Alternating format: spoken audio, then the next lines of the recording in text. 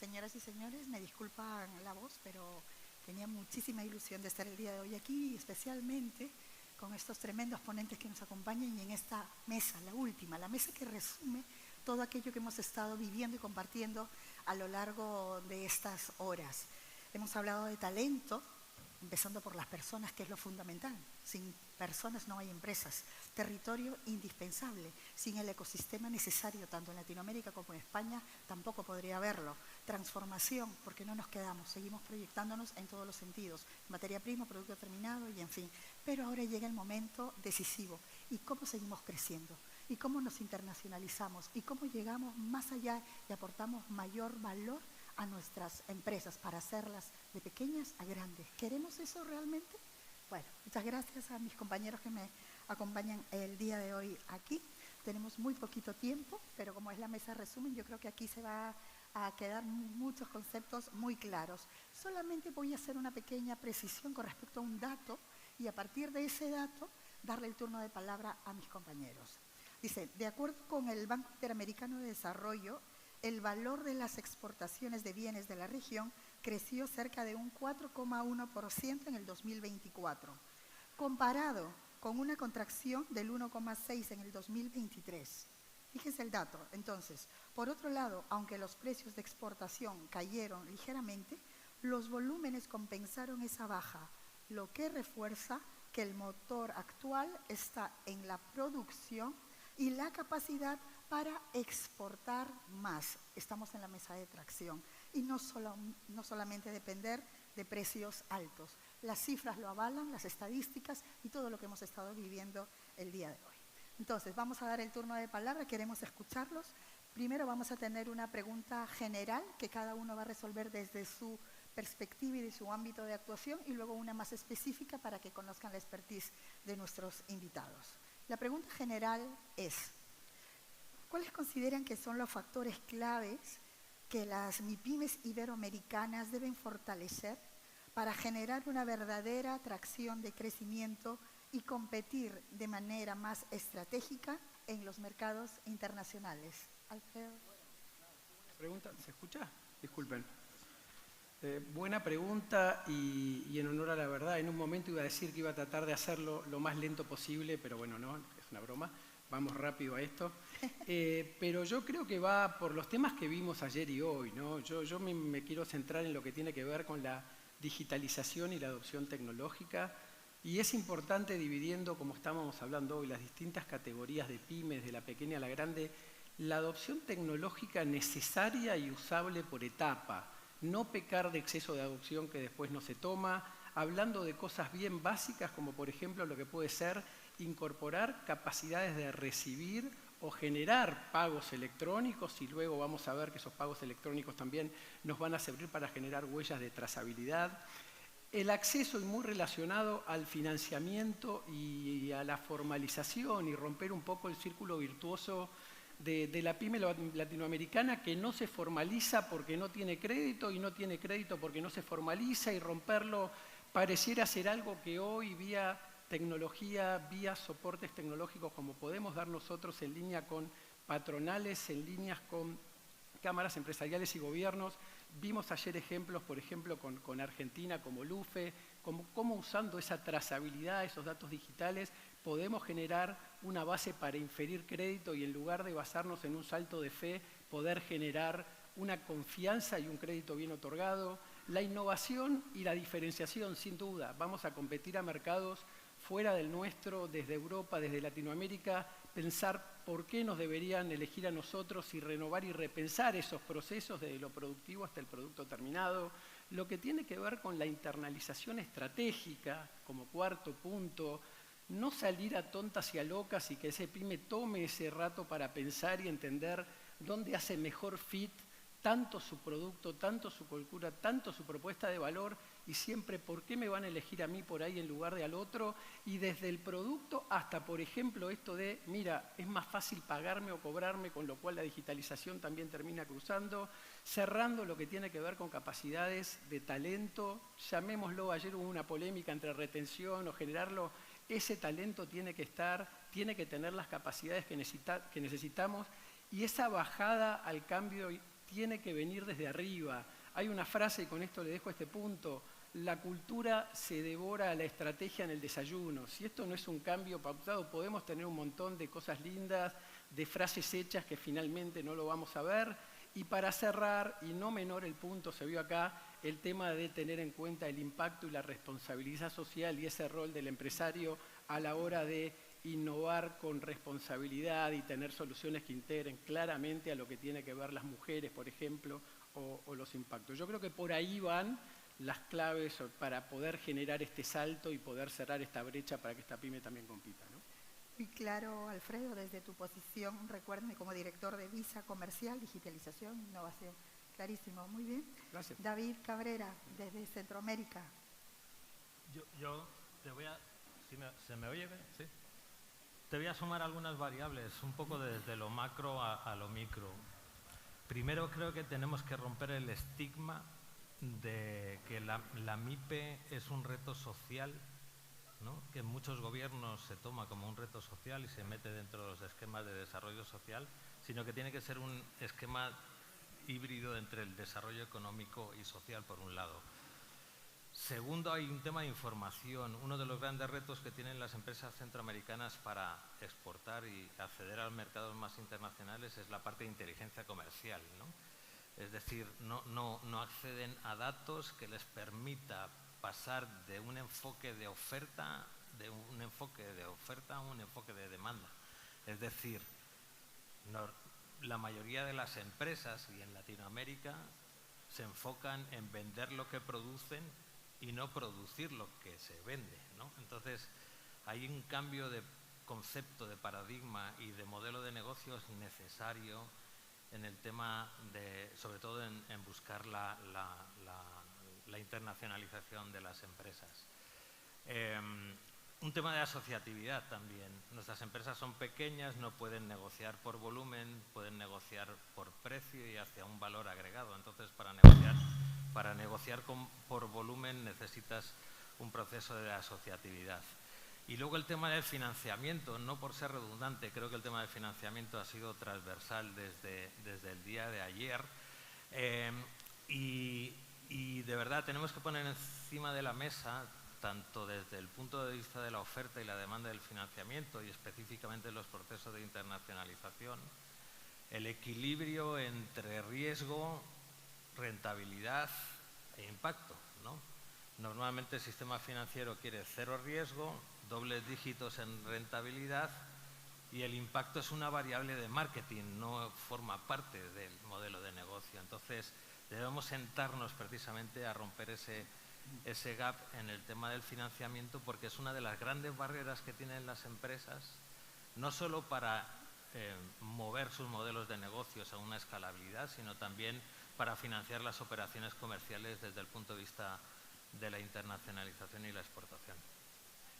Muchas gracias, David. Clarísimo, inteligencia comercial, el uso de la data. Hemos tenido bastante información al respecto a lo largo de la mañana. Asociatividad, concuerdo 100% contigo. Necesitamos generar economías de escala y espacios como este nos posibilita justamente eso, crear esas redes para comprar más barato. Está claro, muy bien, fenomenal. Y medición del impacto en cuanto al sector financiero.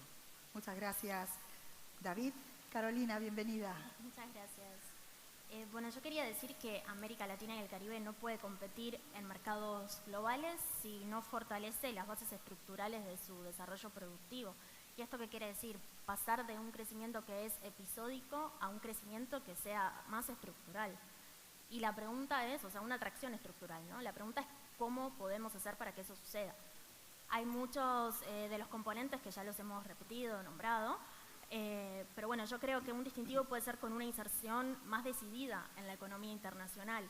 Es decir, necesitamos mejores condiciones internas para competir y no solo hacer acuerdos comerciales, que sí son muy importantes, como bueno, el de la Unión Europea y Mercosur, por ejemplo, sino también desarrollar como más infraestructura, puertos eficientes, corredores logísticos integrados y la digitalización, que ya nombramos varias veces también. O sea, no podemos aspirar a insertarnos en cadenas globales de valor si nuestras empresas siguen enfrentando estos cuellos de botella logísticos tan grandes, ¿no? Ese es un punto. El otro punto es el entorno regulatorio y la formalización, que ya lo hemos hablado.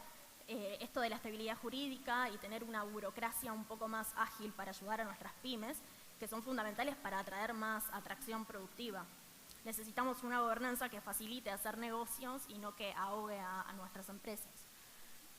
Luego, que ya lo hemos nombrado también, la importancia del capital humano. Esto es para invertir en educación técnica, en ciencia, en innovación productiva que atraiga inversiones. Entonces, tenemos que hacer también alianzas entre las empresas, entre la academia, si no, no habrá salto tecnológico posible, ¿no? Entonces, necesitamos desarrollar esas capacidades para generar soluciones, por ejemplo, en la agroindustria, en la energía limpia, en la manufactura avanzada. De lo contrario, seguiremos dependiendo de terceros para subir en la escala de valor, y eso es lo que no queremos. Después, evidentemente, el acceso al financiamiento, que viene de la mano con la formalización, porque es muy difícil para las pymes que no estén formalizadas acceder a ese crédito. Y por último, la sostenibilidad, porque hoy día la competitividad ya no se basa solo en los precios y en la calidad, sino también en todo esto del desarrollo sostenible, ¿no?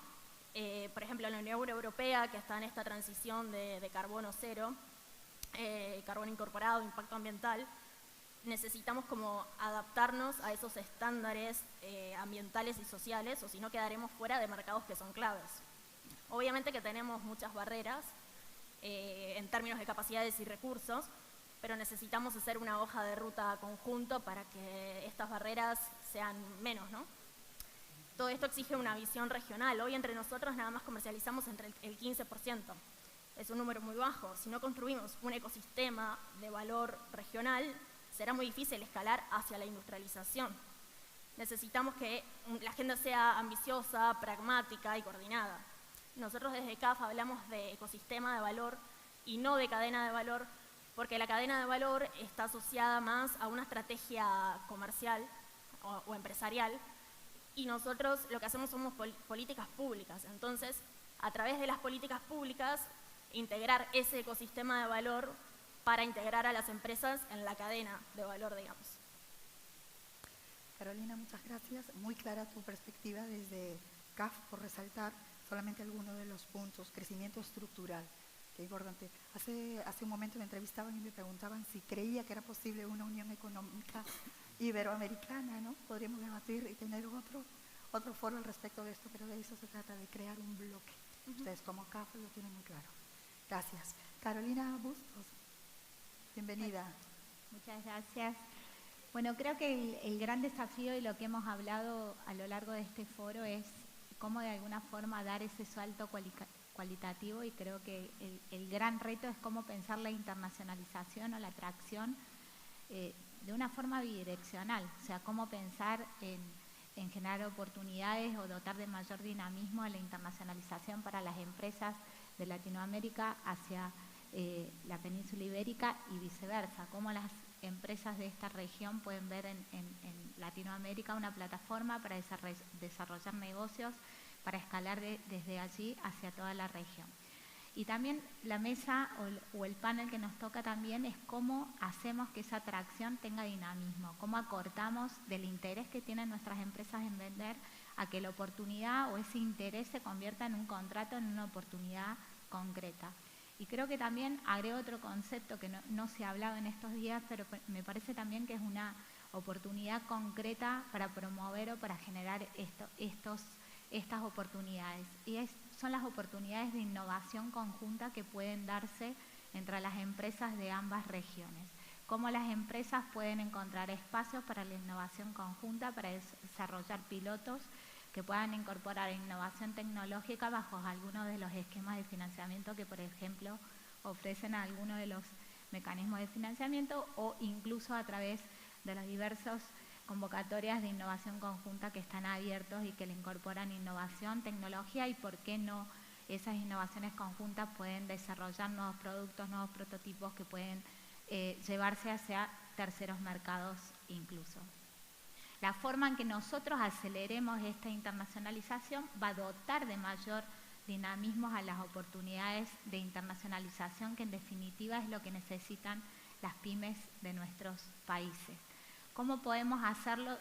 Lo que hemos notado también desde la Cancillería, que también es importante que nuestras empresas logren definir o hay que hacer un esfuerzo por definir la propuesta de valor, la propuesta de servicio, que esa propuesta de valor, porque cuanto más se perfile esa propuesta de valor, es más fácil llegar a la contraparte de interés, a la contraparte estratégica, de manera que la contraparte de negocio sea calificada para que logremos, quienes tenemos el trabajo de conectar a la oferta con la demanda, podamos hacer un matchmaking calificado, un matchmaking que concrete en el corto plazo y ese proceso de internacionalización sea lo más reducido posible.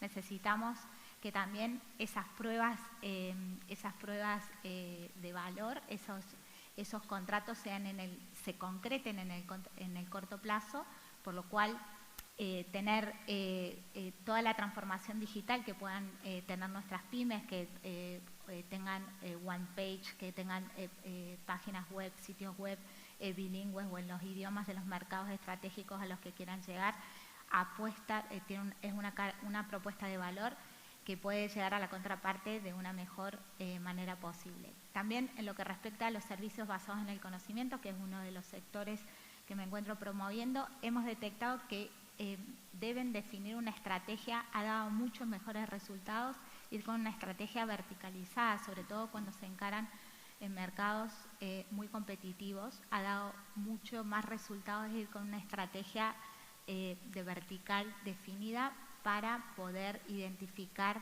las contrapartes y está muy asociado con lo que decía el colega anterior. Eso requiere de una inteligencia comercial justamente asociado también con definir a la contraparte estratégica.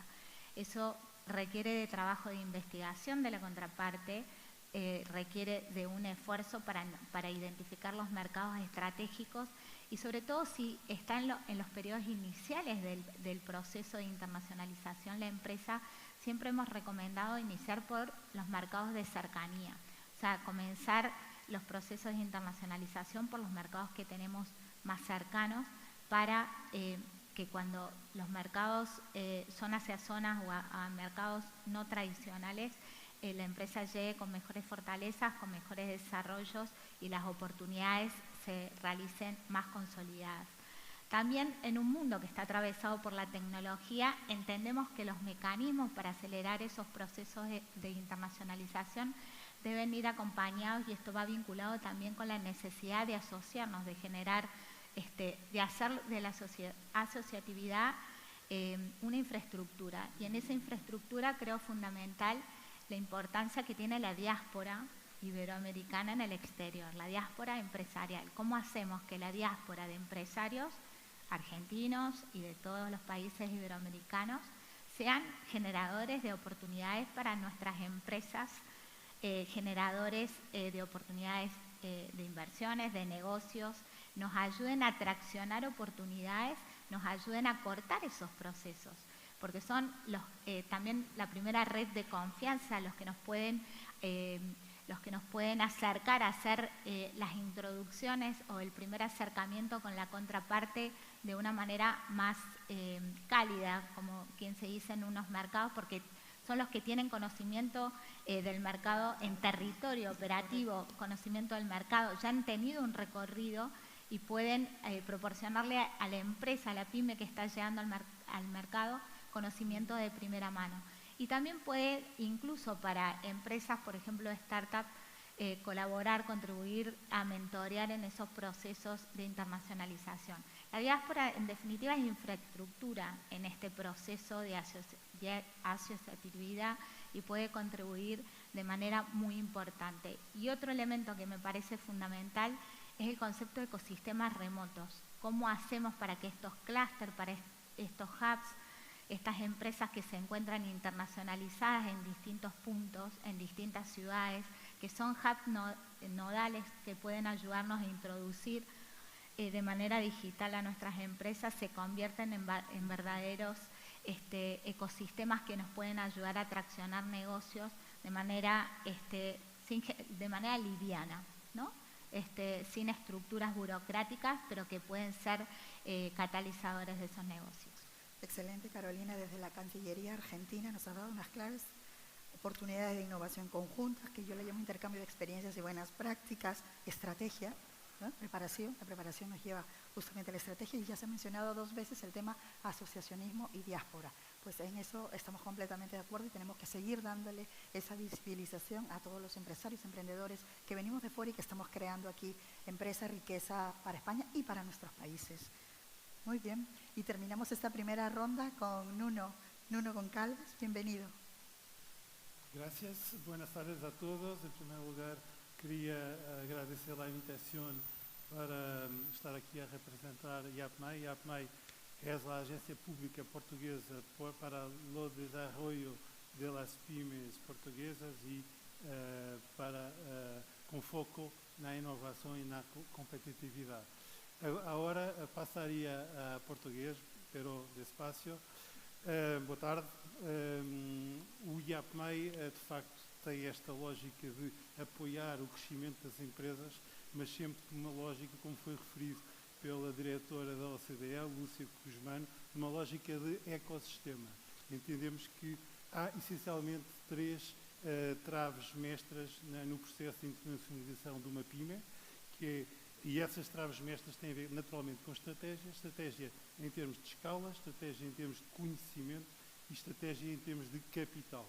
De escala, nós sabemos que as nossas PYMEs são pequenas nos nossos países, são muito mais pequenas quando falamos no mercado internacional, mas isso pode e deve ser ultrapassado com a boa cooperação entre as pequenas e médias empresas, com as grandes empresas e também passando por redes de clusters. Ou seja, as pequenas empresas são só pequenas, se assim o quiserem, podem ser grandes, desde que se saibam coligar com as suas parceiras, empresas da mesma dimensão ou de grande dimensão. Aliás, em Portugal, nós, cada vez mais, as nossas políticas públicas estão dirigidas a apoiar PYMEs com grandes empresas e, como eu disse, é uma questão de escala, mas também é uma questão de conhecimento e uma questão de capital. Conhecimento, porque também aqui as PYMEs não têm muito espaço para terem os seus próprios, digamos, centros de inovação e de desenvolvimento, mas esses centros de inovação e de desenvolvimento existem, são apoiados pela política pública portuguesa e são as universidades e os centros tecnológicos. Portanto, aqui também tem que haver uma parceria das PYMEs ibero-americanas com os centros tecnológicos, com os centros de conhecimento, nomeadamente com as universidades. E também disse que era uma lógica de capital. E, efetivamente, quando as PYMEs enfrentam mercados internacionais, têm, digamos, logo uma desvantagem face às grandes empresas, que é terem poucos recursos financeiros. Mas também aqui a política pública tem que ser inteligente e temos feito isso em Portugal, ter sistemas de garantias nos nossos países poderosos, permitindo que as empresas tenham acesso a meios de tesouraria de médio e longo prazo, que é a parte mais difícil no acesso ao crédito bancário, e, tanto quanto possível, possam também reforçar os seus capitais próprios, a sua equity, nomeadamente, e nós fomentamos muito em Portugal operações de capital de riesgo. Portanto, por isso, estes 3 fatores, escala, conhecimento, capital, devem estar na estratégia das PYMEs, porque têm todas as condições para abraçar o mercado internacional. Muchas gracias. Nuno es especialista y vicepresidente en la Agencia para la Competitividad e Innovación de Portugal. Obviamente su tema de interés, conocimientos, tecnología y los recursos financieros. Muchas gracias. Hemos terminado con el primer bloque general y ahora vamos a preguntas específicas. Seguimos. Alfredo, ¿vamos para allá? Muy bien, vamos allá. ¿Cómo pueden las fintech y las plataformas tecnológicas reducir brechas de productividad en las MIPYMEs que buscan integrarse en cadenas globales? ¿Qué nos cuentas?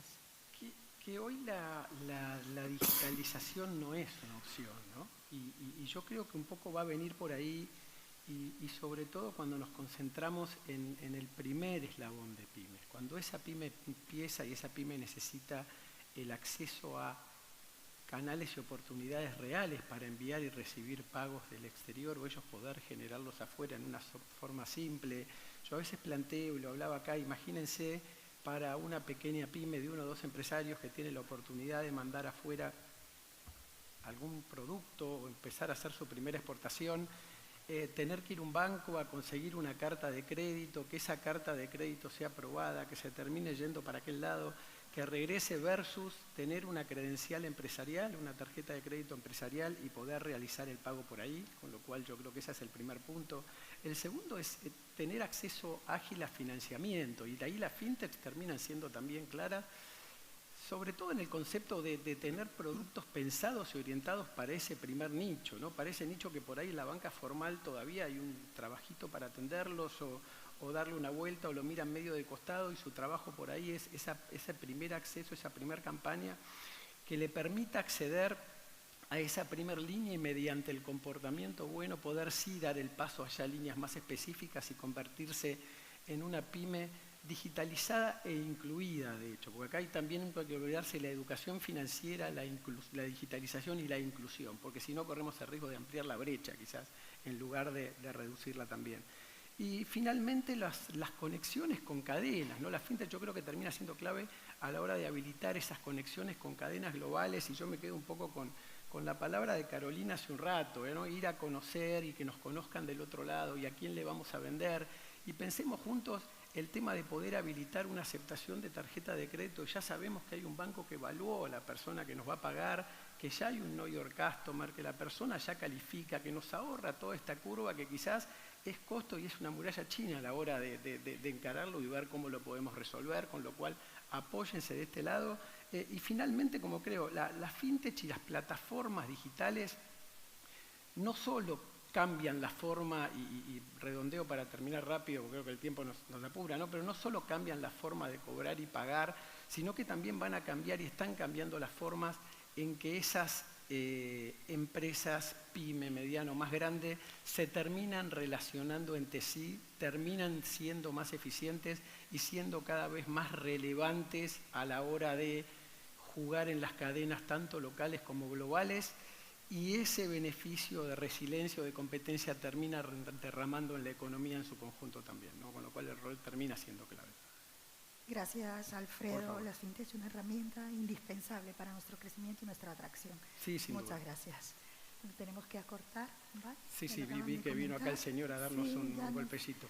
Pero queremos escucharte. David, ¿qué rol juegan los programas de integración regional y asistencia técnica en el fortalecimiento de las cadenas de valor centroamericanas? Muy importante. De hecho, el sistema de integración centroamericano es más antiguo que la integración europea. Quizás lo que diferencia es la velocidad en el proceso de integración, pero tenés herramientas como la Plataforma Digital de Comercio Centroamericano, que a través de la digitalización unifica procesos entre los países de Centroamérica para la exportación y la importación de productos. Tenés un registro unificado entre los países un registro sanitario unificado entre los países de Centroamérica que facilita precisamente el intercambio comercial. Tenés un proceso de unión aduanera entre El Salvador, Honduras y Guatemala, que ha hecho que, por ejemplo, los procesos de comercialización de productos entre los tres países haya pasado en los puestos fronterizos de 17 horas en trámites para un camión a 7 minutos. La integración, tú decías antes y ponías encima de la mesa, puede haber una integración iberoamericana, lo es. La integración iberoamericana tiene diferentes velocidades y puede tener diferentes instrumentos. Te voy a poner, para cerrar, un ejemplo muy claro, ¿no? Nosotros trabajamos en cadenas regionales de valor, es decir, vemos los potenciales que tienen los países de Centroamérica y unificamos los criterios en los eslabones y propiciamos que precisamente los eslabones se vayan integrando en función de los potenciales que tiene cada país.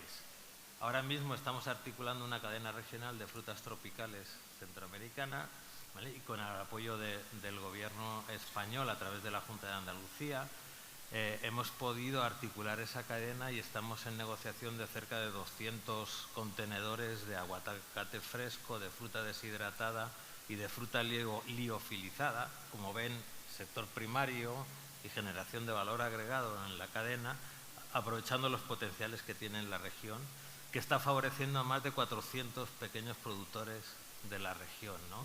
Con las connotaciones que tiene en temas de desarrollo económico, en desarrollo comunitario, social, mejora de la calidad del empleo, etcétera.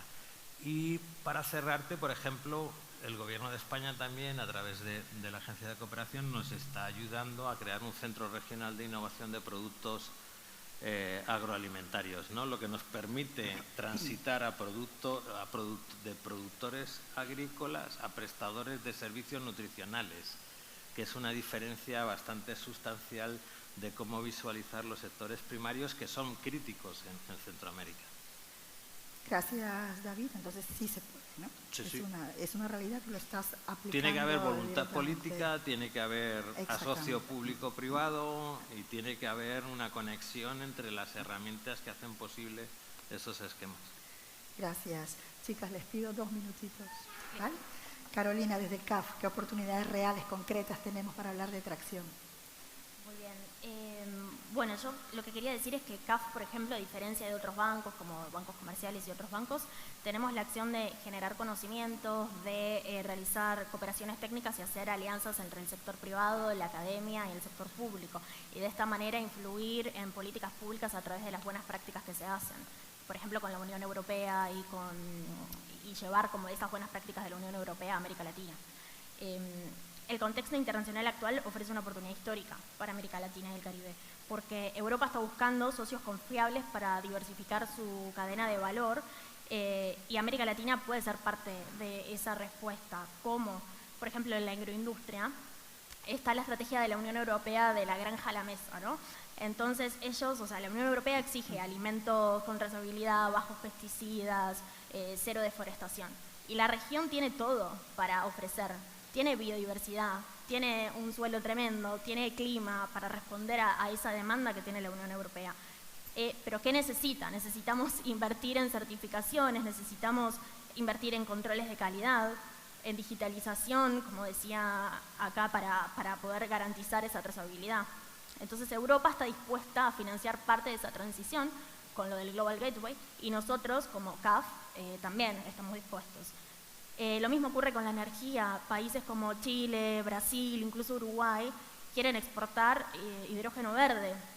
Y eso, Europa necesita esos combustibles para su proceso de descarbonización. Entonces, esa complementariedad es estratégica. Y si nosotros lo hacemos bien, atraemos manufactura asociada. Por ejemplo, la petroquímica limpia, fertilizantes verdes, etc. Entonces, otro componente puede ser los minerales como el litio, el cobre, el níquel, que están en la base de la transición energética global. Entonces, no se trata de exportar más minerales, sino justamente de integrarnos en las cadenas de tecnología verde. Y organismos como CAF, el BID, ya están haciendo ese tipo de alianzas para que esto suceda. Hay recursos, hay interés, pero lo que falta es acelerar, ¿no?, para que esto se cumpla.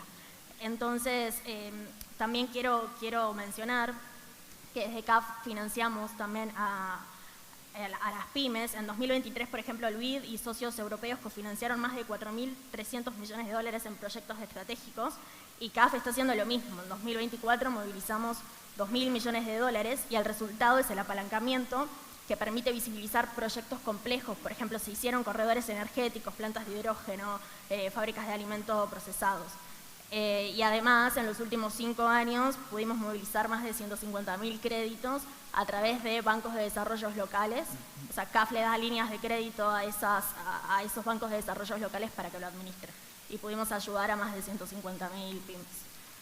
Los organismos multilaterales, perdón, con vosotros, perdona, que ya me quedo sin voz. Carolina, como desde la Cancillería Argentina, ¿qué instrumentos considera más eficaces para impulsar exportaciones en industrias creativas, turismo y servicios en América Latina?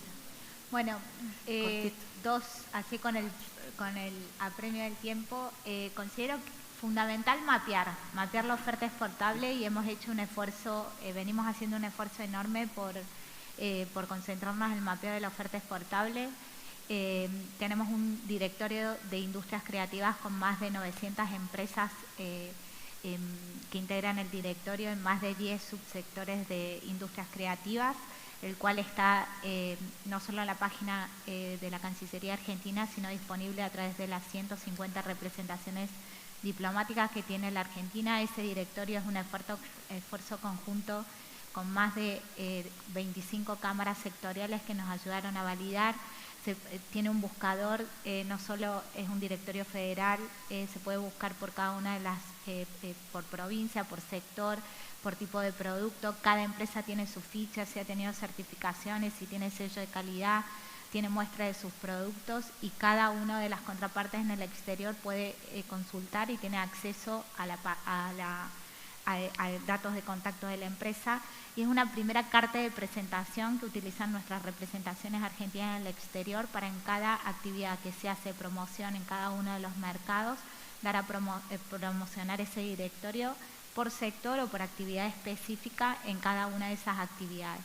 Además, hace una semana lanzamos el primer portfolio de startups argentinas, que también está integrado por distintas fases, de acuerdo a la fase que se encuentran de desarrollo de esas startups. Lo lanzamos en ocasión de una misión comercial que hicimos de software, y el objetivo es justamente que nos permita diseñar acciones específicas conforme el estadio, digamos, las contrapartes que tengamos en el exterior o el tipo de acción que hagamos.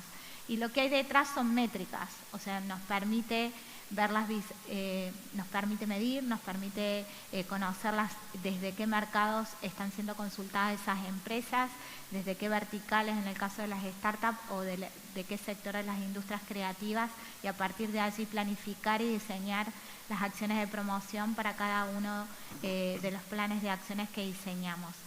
Creo que esa es una herramienta fundamental que nos ha permitido generar los distintos tipos de acciones, y nos permite, no podemos promover lo que no conocemos. Y para las empresas tener una carta de presentación validada institucionalmente en el exterior, creo que ha sido un elemento fundamental para el último año que lo venimos promoviendo. Le voy a dar a Nuno la palabra. Gracias, Carolina. Y durante el cóctel hablaremos acerca de la atracción en las empresas deportivas, que estuvimos hablando hace unos días también. Así de es. ella, en el cóctel, porque ahora ya Me no van a- sabemos, pero queda pendiente. venimos trabajando Súper, con el ecosistema que es muy Sportec interesante, también. muy interesante ese tema. Nuno, cerramos contigo. ¿Cuáles han sido, qué políticas consideras tú que son las más efectivas desde tu experiencia con las MIPYMES? Sem dúvida que as políticas mais efetivas são as que são orientadas para o trabalho conjunto de empresas PYMEs com associações empresariais, com clusters, com grandes empresas. É fundamental. Nós no IAPMEI temos 50 anos, fazemos este ano 50 anos desde a nossa criação, e isso para nós é muito claro. Cada vez mais apostamos em incentivos que tenham esta direção, trabalho conjunto entre empresas e os seus stakeholders. Muchísimas gracias a vosotros por vuestras intervenciones muy claras. Gracias a vosotros por habernos escuchado.